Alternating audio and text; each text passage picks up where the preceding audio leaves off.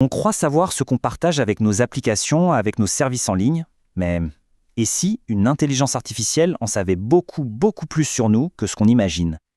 Et si elle pouvait même deviner nos secrets? C'est ce qu'on va explorer aujourd'hui. Bonjour à toutes et à tous et bienvenue sur La Quotidienne de l'IA, la rubrique du premier site d'information sur l'IA, ia-info.fr. Voilà, cette phrase elle est un peu choc, mais elle résume parfaitement le sujet. Imaginez un peu, une IA qui ne se contente pas de répondre à une question, mais qui comprend le puzzle entier de notre vie numérique. On point d'en savoir plus sur nous que nous-mêmes. C'est à la fois une promesse et peut-être bien une menace. Et c'est ça qu'on va décortiquer ensemble. Pour ce faire, on va s'appuyer sur une analyse très poussée de Didier Taormina qui a été publiée en février 2026. Dans son article, il décrypte vraiment en profondeur les capacités de cette fameuse Gemini 2.0. Alors, allons-y, plongeons dans le vif du sujet. Alors, qu'est-ce qui rend cette IA si différente, si spéciale? Qu'est-ce qui fait qu'on parle d'un véritable saut technologique? C'est ce qu'on va voir tout de suite. Le concept clé, le mot à retenir, c'est analyse transversale. Il faut oublier les assistants qui traitent chaque demande séparément, comme dans une petite boîte. Là, Gemini, lui, il tisse une toile. Il connecte les points entre les courriels, les photos, l'agenda, les recherches sur Internet pour en extraire une compréhension globale, une vue d'ensemble. Pour que ce soit bien concret, prenons un exemple que donne l'article. Une personne fait quelques recherches sur des symptômes médicaux. Ensuite, elle échange quelques courriels avec un médecin. En parallèle, son GPS enregistre ses déplacements vers des rendez-vous médicaux. Gemini, lui, il est capable de connecter tous ces points, toutes ces informations éparpillées, et d'en déduire un diagnostic probable. Un diagnostic qui, attention, n'a jamais été écrit noir sur blanc nulle part. C'est à la fois fascinant et un peu flippant, non? Mais alors, comment est-ce que c'est possible techniquement? Comment ça marche cette quasi-omniscience numérique? La différence fondamentale, en fait, elle est assez simple à comprendre. Les assistants d'hier, c'était un peu comme des employés à qui on donne une tâche, puis une autre, sans aucune mémoire de ce qui s'est passé avant. Gemini 2.0, c'est plutôt comme un assistant personnel qui nous connaîtrait depuis des années. Il ne traite pas juste une requête, il met à jour en permanence sa compréhension de notre vie. Et cette puissance, elle repose sur 4 grands piliers. D'abord, il est multimodal. Ça veut dire qu'il comprend aussi bien le texte que les images ou les vidéos. Ensuite, et ça c'est crucial, son intégration totale à l'écosystème Google lui donne un accès direct à tout, courriel, photos, documents. Ces algorithmes sont si avancés qu'ils peuvent même saisir les sous-entendus. Et enfin, tout ça est nourri par une masse de données personnelles absolument colossale. Et c'est là qu'on arrive au cœur du problème. Cette technologie, c'est une médaille à deux faces.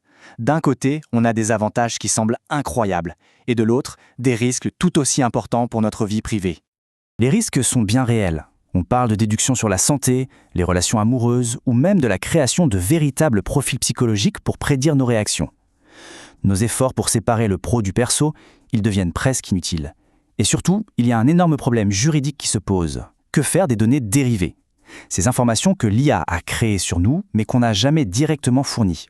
Mais de l'autre côté, il faut bien l'admettre, les avantages sont assez bluffants. Imaginez, on planifie un voyage.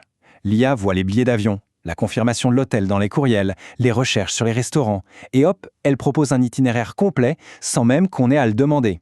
C'est une assistance qui anticipe nos besoins. Un gain de temps et de productivité absolument majeur. Et ça nous amène au cœur du dilemme. Quand on clique sur le petit bouton « J'accepte », on pense consentir au stockage de nos données.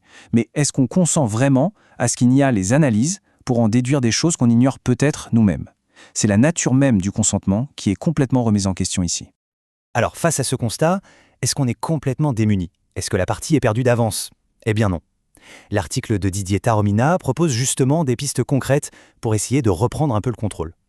En gros, il y a 3 stratégies claires. La première, c'est la compartimentation. L'idée, c'est de ne pas mettre tous ces œufs numériques dans le même panier, utiliser des fournisseurs différents pour le courriel, la recherche, etc. La deuxième, se tourner vers des alternatives conçues pour protéger la vie privée. Et la troisième, peut-être la plus importante, la littératie numérique. C'est-à-dire, simplement, s'informer, comprendre comment ça marche pour faire des choix éclairés.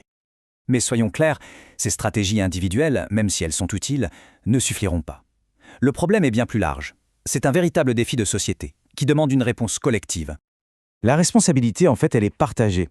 Nous, les utilisateurs, on doit rester vigilants. Les entreprises, elles, ont le devoir d'intégrer la protection de la vie privée dès la conception de leurs produits. Et bien sûr, les pouvoirs publics doivent créer des cadres, des règles, des lois adaptées pour encadrer ces technologies. Le point crucial, c'est que la solution ne sera jamais vraiment technique. On ne peut pas attendre qu'un algorithme vienne réparer les problèmes qu'un autre algorithme a créés. Non, ce qu'il faut, c'est un vrai débat de société, pour décider ensemble où on veut placer le curseur, quelles sont nos limites. Au final, la question elle nous est posée à tous, collectivement, entre la facilité, le confort, l'efficacité incroyable de ces outils d'un côté et la protection de notre jardin secret, de notre autonomie de pensée de l'autre, quel équilibre allons-nous choisir ? La réponse qu'on apportera définira le monde numérique de demain. Voilà, pour aller plus loin, retrouvez toute l'actualité autour de l'intelligence artificielle sur le portail ia-info.fr.